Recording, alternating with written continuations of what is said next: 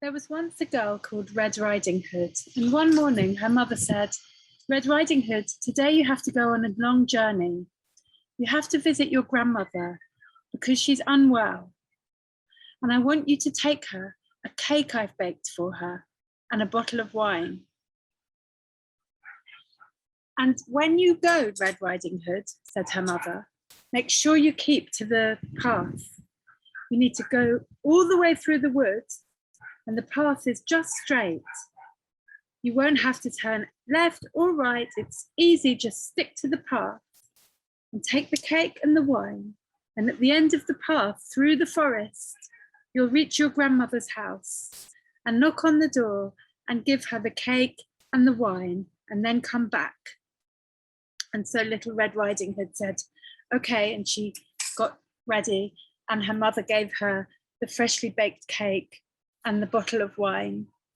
And she put them in her basket, and off she went into the woods on the path that her mother had told her to follow. And on the path, she was singing, and she was looking at the beautiful trees, and she was listening to the birds. And as she walked and got deeper into the forest, she suddenly saw a figure lurking. She didn't think anything of it. She just kept to her path, appreciating the beautiful forest and the ancient trees that she was walking with. And then there was a wolf, and he came up to Little Red Riding Hood and said, "Hello, what are you doing? What's your name? Why are you in this forest? And what's in your basket? And where are you going?" He had so many questions, this curious wolf. Little Red Riding Hood, she had no reason to fear anything.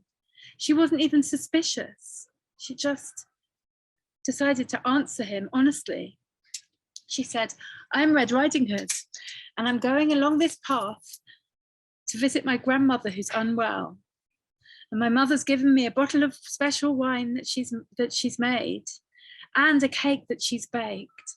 And I'm going to give these to my grandmother because she's unwell. And I just need to keep to this path. And at the end of the path, that's where my grandmother's cottage is."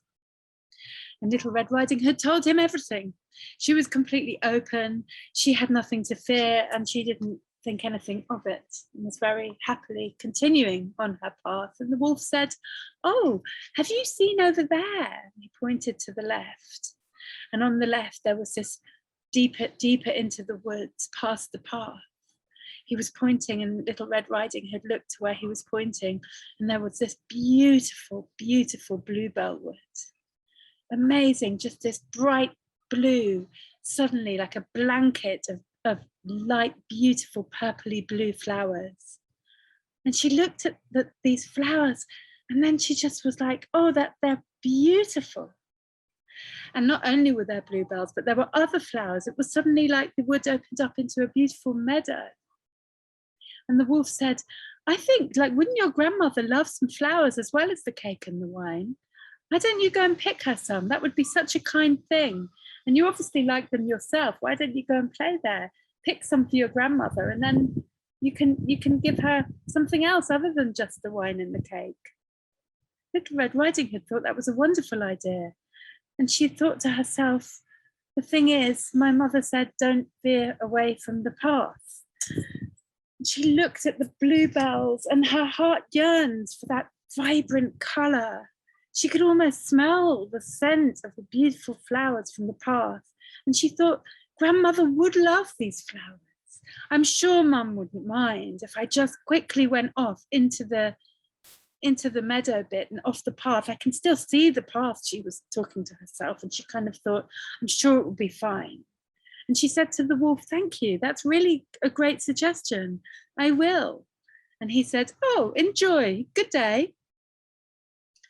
And then you'll remember from the tale, Little Red Riding Hood, that the wolf cannily has got Little Red Riding Hood to detour from her path by luring her through this beautiful promise of the flowers, so that he can use all the information that she gave him and cunningly rush to the grandmother's house and wait for her there, as we'll see in a while. Anyway, in the meantime, Little Red Riding Hood goes off into the bluebell wood. She goes away from the path, and she fills her basket full of beautiful flowers, and actually she finds it completely joyful. At first she's a bit worried and anxious about going off the path and thinking, oh, I won't get lost, I'll make sure I can see the path again. But as she steps off the path into the wild part of the wood, and the scent of the flowers starts getting stronger and more and beautiful, and the colors get more vibrant, and nature gets more wild, Little Red Riding Hood is just having a wonderful, amazing experience, and she just embraces the freedom of the forest and of veering off the path. And she fills her basket with beautiful flowers and really experiences joy there. And then she doesn't keep too far away, like she sensibly kind of got a sense of where the path was and went back onto the path and carried on, feeling really pleased with herself that she was able to just have some courage and take the wolf's advice and get the flowers. And now she was back on her path, heading for her grandmother with the wine, the cake, and the flowers. Perfect, she thought. And as she got to the end of the path, she saw her grandmother's little cottage there, and it looked really welcoming, like it always did. And she knocked on the door, and then she heard this quite deep voice. Hello, who's there? And Little Red Riding Hood thinks, what's wrong with grandma's voice? Maybe she's got a throat thing or something. And so she just doesn't think anything of it. Anyway, she opens the door and says, Grandma, I'm here to visit you. Mother gave me this basket full of a beautiful cake for you and a lovely bottle of wine. And also I picked some amazing flowers on the way. And the grandmother's voice comes from the bedroom and says, oh, I'm a bit poorly, I can't get up, come and see me in the bedroom. And Little Red Riding Hood still thinking, what's wrong with the voice of my grandmother? Maybe she goes nearer and nearer. And you'll remember the famous refrain of the story where Little Red Riding Hood looks at her grandmother, who looks really weird. And first of all, she says, Grandma, your voice is so deep. The grandma says, oh, all the better to call you with. And then Red Riding Hood looks at her grandmother, and she's got these huge, incredible sort of eyes that she doesn't really recognize. She just looks different. And she says, Grandma, how come you've got such huge eyes suddenly? Oh, well, all the better to see you with, says the wolf, the refrain we all know from having this story read to us. And then Little Red Riding Hood looks at the big hands coming out of their grandmother's pajamas on the bed, like she's in bed and hands holding the sort of sheets down. And Little Red Riding Hood sort of thinks those hands are a bit weird. Grandma, you've got such huge hands. And she says something like, the wolf says, all the better to hug you with. And then the Little Red Riding Hood sort of gets closer and closer with the cake and the wine and the flowers, and starts to show the grandmother all of these offerings that she has for her. And then Little Red Riding Hood gets really close. Come up here and jump into bed with me. And she was used to that. She used to come and like cuddle up with her grandmother. And she jumped up into the bed. She said, Grandma, your mouth is huge. And then suddenly it became clear. And the wolf answered, all the better to eat you with. And she realized this was not her grandmother. And this was the wolf, dressed up in her grandmother's clothes, pretending to be her grandmother. And before she could even have a reaction, she had been swallowed up and eaten into the wolf's stomach.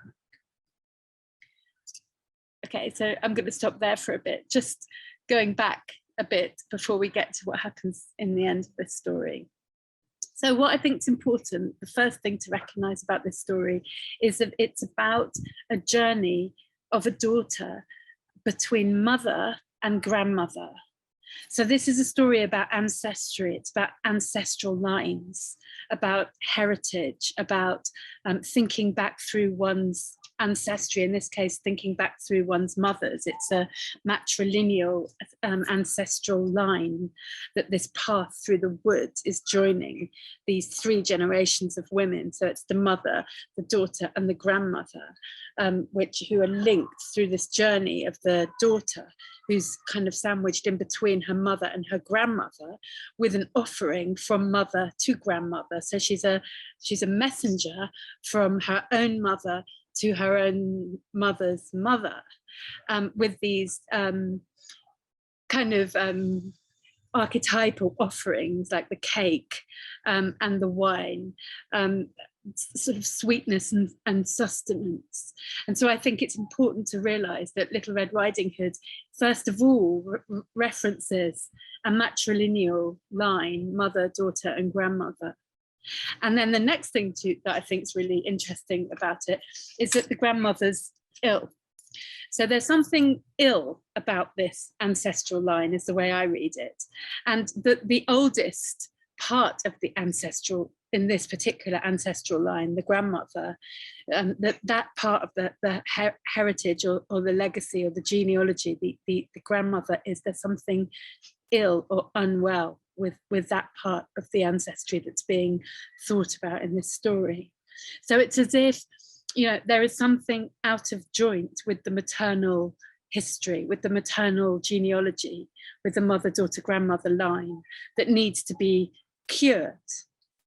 And the cure is happening between mother, daughter, and grandmother. So the mother bakes the cake and makes the wine and gives it to the daughter to give to the grandmother in order to replenish the origin of the maternal genealogy. That's how I see it. And what's really great about that is that on her way, on Little Red Riding Hood's way through the forest, and we know from all the fairy tales that forests are an absolute symbol of transformation. It's where sort of dangerous and exciting things happen. It's where dread and desire kind of combine to produce some kind of transmutation or transformation. That the forest or the wood is always this site of change, metamorphosis of some kind. But what I think is really interesting about this journey, the mother says to the daughter, you need to keep to the path. Meaning, well, I don't know what it means, but for me, that's another reference to the path, the line, the thread, the legacy, the chain of being, the genealogy, the history of mother, daughter, grandmother, that matrilineal line. Keep to the path, focus on this path. It's saying to the tale itself or to the reader, focus on this matrilineal line. But what's interesting is that then she gets distracted by this wolf. Now, in the story, she's never frightened of the wolf. And I really like that about this tale as well, that there's no suspicion at all. Little Red Riding Hood is kind of just sticking to the line.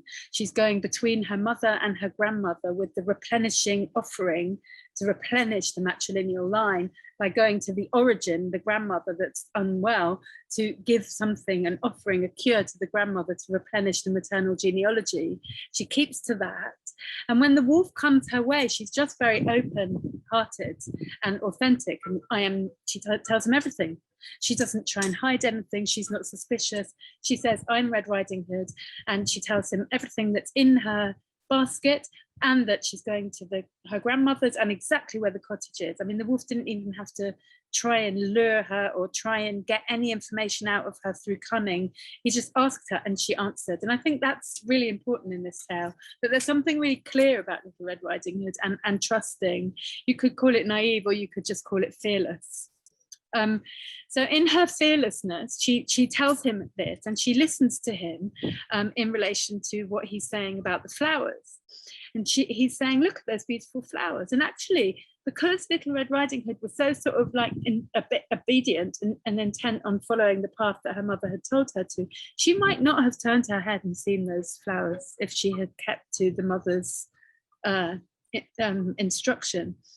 And she's open enough to be able to just take it in and listen and respond. And her response is to look and find this beautiful bluebell wood, which she allows herself to be completely seduced by and drawn into. She remembers her mother's instruction and she respects it and remembers what she's doing. And also she wants to share some of this beauty with her grandmother and go and pick the flowers. Now, what I think about this is that not only does it show her fearlessness about the wolf and her kind of trust in herself and in her trajectory and her journey, but she's open enough to be able to look and experience joy from something which was unexpected. And she's able to bend the rules and not be so rigid in terms of the instruction that she was given, to be able to allow something else in. And in this case, it's these beautiful flowers. But what I think is important also is when she goes and picks the flowers in order to give them to her grandmother to add to the wine and the cake, it's like her addition. It's like her unique, the daughter's unique addition to the cure and the offering to the ancestral line. So the mother, her mother, Little Red Riding Hood's mother, makes the wine and the cake, which are these sort of archetypal symbols of sort of, you could see it as a kind of ritualistic offering, or just a hospitality offering, or, you know, sweetness and wine. It's like a extremely rich and abundant gift.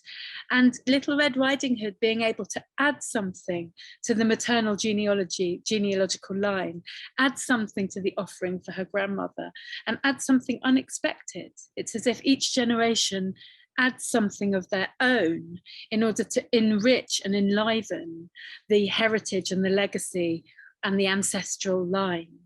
And so her filling up the basket with bluebells and adding that, for me, is something generative that shows her own ability to have a kind of fearless relationship to her journey and life and nature, but also gives her a specificity in relation to enriching her ancestral line by adding something to the tradition, you know, adding something to the ritual, adding something to the offering, the present and the gift, from mother to daughter to grandmother. Anyway, once she gets to her grandmother's, once she gets back to the path and gets to her grandmother's cottage, then begins the story, sort of shifts into another gear, where there's this the cunning of the wolf, who has, whilst Little Red Riding Hood was having this joy in the flowers and adding to the gift and being in the wood, he ran off to the grandmother's house, ate the grandmother, and dressed up in all her clothes, in the grandmother's clothes, and waits for Little Red Riding Hood. Now, as a kid, I always found this amazing, not just because it was so obvious that she would know that that wasn't her grandmother. And so there was something so sort of uncanny about the wolf dressed up as the grandmother. And that's really unthinkable. Lots of people like somehow don't talk about that actual moment where there is a wolf dressed up in a woman's clothes, in the grandmother's clothes in bed, and that he's luring her into the bed on the pretext that he's her grandmother. Now, obviously she notices, because the only conversation that happens is her drawing attention to his voice, his hands, well, whoever this hybrid person, the wolf and the grandmother. Red Riding Hood straight away is like saying, what's the matter with your voice? What's the matter with your eyes, and what's the matter with your hands and your mouth? Like, why do you look like that, is what she's saying. So clearly she knows. It's not really a matter of being like, of her really thinking that that's her grandmother. So I think what it is this kind of the same thing about when she was, Little Red Riding Hood was able to be lured into the forest by the beauty and the kind of voluptuousness of the flowers. It's also this interesting model of something that actually lures her. She could run away, you know, like if she was a bit scared that her grandmother's eyes looked weird, or, you know, or that something was definitely really, really changed and wrong, Little Red Riding Hood could easily have run away, but she's intrigued. She keeps asking these questions and getting closer and closer. It's her desire. She wants to get in bed with this creature, which is a bit grandmothery because it's got the clothes and the bed and the context. and then a bit not grandmothery, a bit, you know, male with the deep voice and the big hands, the big eyes and the big mouth and the kind of gruffness. That so it's this really interesting kind of combined object of a I mean, I don't want to say like masculine feminine, even though it sort of is like in a basic way, but it's more like it's more than that. It's like the wolf, it's like a hybrid human animal. So this kind of like it lures Red Riding Hood. She's interested in that. She wants to go towards this wolf grandmother combined figure as much as she wants to go and pick the bluebirds. And so this is what's really interesting in the context of this matrilineal line that we're talking about, where something's wrong, something's out of joint, as you could say, in relation to the mother, daughter, grandmother line, because the grandmother's ill. And so the whole journey, the whole point and intent of the journey and aim of the journey is to cure the grandmother, through this mother, daughter, grandmother matrilineal line. And on the way, there are two moments at which her desire is evoked in order to make her kind of add something to the trajectory. One is the bluebells, and now it's this desire for this combined wolf grandmother object. Oh, I say object, I don't mean, I mean creature. I don't know what to call it, a hybrid creature, the grandmother wolf symbolic kind of construction of a half animal and a half human. You get that so much in Greek myth, and what's interesting about this one, it's not because it's different from the myths. In the Greek myths, there just are these hybrid creatures, where like centaurs or many different formulations of human divine or human animal, but in Fairy Tale he's dressing up as her, so it's more kind of exposed in that way, so that he's literally in the grandmother's clothes. Anyway, all I want to say about that is that it's not so much fear that's expressed in the tale. When it was told to me, the voices that adults would have when they were reading it to us was, or when I was reading it myself, was like, well, grandma, you know, what big eyes you've got. Oh, the better to see you with. It wasn't fear.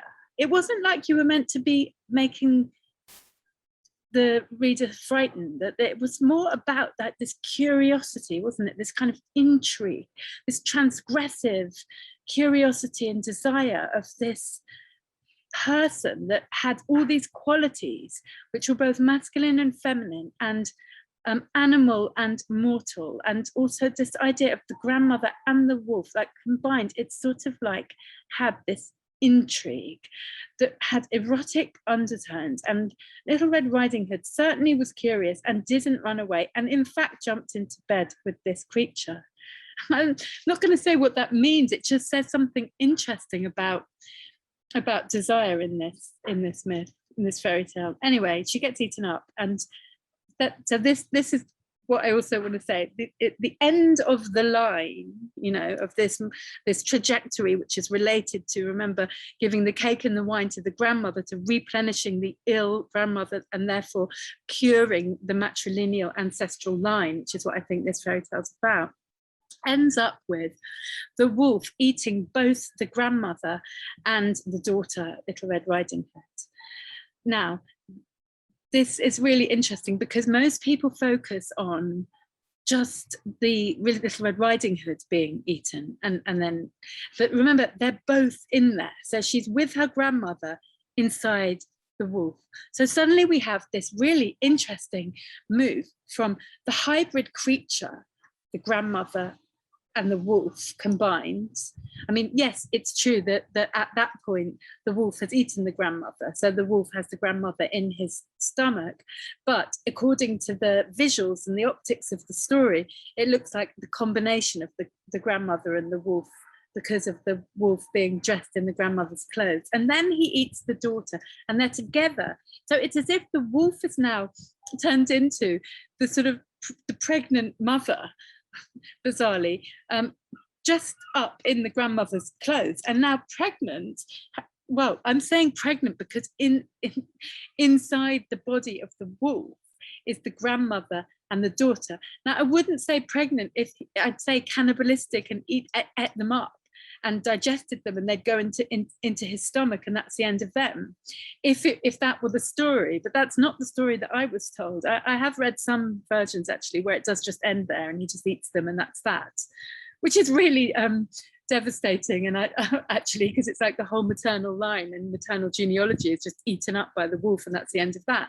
But luckily there is a different ending, and that's the one that I was told, and probably most people, well, not most people, I don't know, it's very common for the next bit of the story to be where the hunter, it's either a hunter or a woodcutter, is passing, and somehow he understands, he somehow knows, I'm not sure how, actually, I can't remember that bit, but he somehow knows that this wolf has eaten the grandmother and the daughter. Maybe it's because he goes and it's about to give wood to the grandmother and he can't find her anywhere, or he sees the wolf or something. Anyway, he knows that this has happened, and he manages to chop open the wolf's stomach and like tear open his abdomen, and then out jumps the grandmother and Little Red Riding Hood, the daughter and the grandmother, completely unharmed, just a bit sort of shocked, and out they jump, and then they fill the wolf's stomach with stones and sew him up again, and that's the end of the wolf. Now, I just think it's really important to remember that it's both the grandmother and the granddaughter that get eaten by the wolf, but it's not eaten, it's they get sort of reborn. Now, I know, like, it's quite common to think of this as a rebirth myth, and it has been talked about that a lot, but it's only really ever being talked about as a rebirth myth in relation to Red Riding Hood herself, as a kind of coming of age, sort of transformative, like rebirth, like death and rebirth, being swallowed and then reborn again, and she enters into her womanhood. It's a coming of an age. People think of it as that, and maybe it is that on some levels, but I also think it's really important to notice that the grandmother is also getting reborn. So this isn't just a myth about puberty and adolescence and womanhood and rite of passage at all, because the grandmother gets eaten as well and reborn, and jumps out of the wolf with the daughter completely intact and fine. So what I think is really important about this is that we need to remember that the wolf, it's like, has a cesarean section and gives birth to the grandmother and the granddaughter, which shifts the fairy tale into different terrain than just the trajectory of Little Red Riding Hood, and shows quite explicitly, I think, that this is a fairy tale or a myth about the maternal genealogy. Like I started off saying, it's not just a coming of age myth about a girl. It's that too. It's also about the replenishing of the matrilineal ancestry, and ancestral line and legacy and maternal genealogy, and that the hunter at the end, the huntsman, rather than seeing it as a kind of quite overused trope of the rescuer, the male rescuer that comes to the rescue and makes everything okay and resolved, actually it's like, it's more like this so-called rescuer, or this huntsman is actually like a midwife more. A midwife of this double transformation of the grandmother and the granddaughter's rebirth.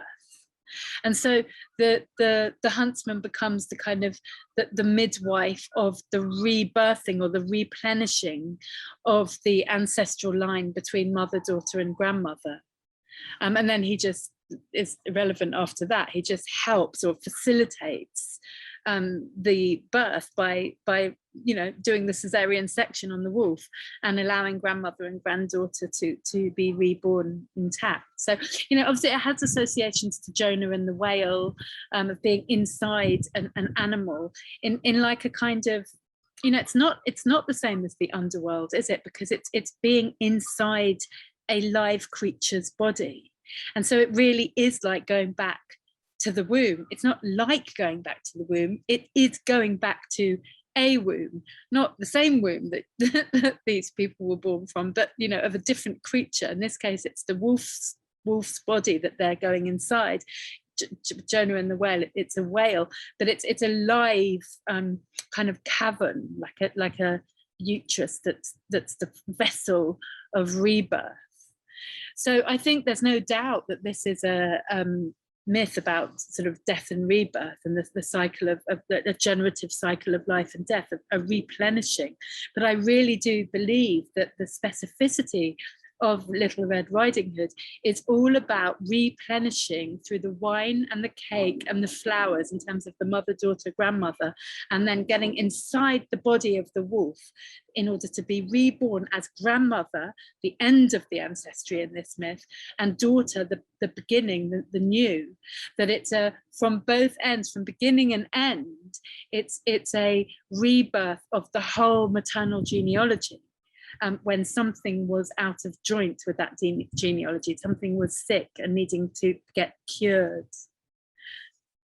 So that what I think also, which will relate to another video about the Demeter and Persephone myth, Greek myth, that I think that Little Red Riding Hood is a later version, or is a response to, a part of one of the versions of the Greek Demeter and Persephone myth, which was all about the mysteries and the rites of a mother-daughter sort of symbolic system and religious cult in early ancient Greek culture, whereby the replenishing of the seasons and of the cycles of nature was symbolically acted out through these mysteries and rituals to do with the maternal genealogy. And that I'll come to that in another video, but I think what's important for this is to think about Red Riding Hood as something much beyond and bigger and more cosmic than just the rite of passage of the little girl and the dangers of veering off the path, or the dangers of sexuality represented by the wolf. And actually it's about something quite, it's all about all of that too, but I think that the broader picture, that the more cosmic beyond or context, more ancient context and resonances of Little Red Riding Hood does pertain to an idea of death and life and rebirth in relation to the maternal genealogy, which needs to be replenished every time patriarchy perhaps tries relentlessly to marginalize it in favor of an order that doesn't recognize the generative importance of the mother, daughter, grandmother, thinking back through one's mother's maternal legacy. So that Little Red Riding Hood, in each of its tellings, in a way, you could argue, every time it's told to a child, every time the cake and the wine is brought to the grandmother and the flowers are added, and then the grandmother and the granddaughter together are reborn through the wolf, it's almost like in each retelling, the maternal genealogy is brought alive and cured again through the retelling itself. So I've really enjoyed retelling that, in order that this retelling can help replenish that genealogical bond between grandmother, mother, and daughter. Thank you.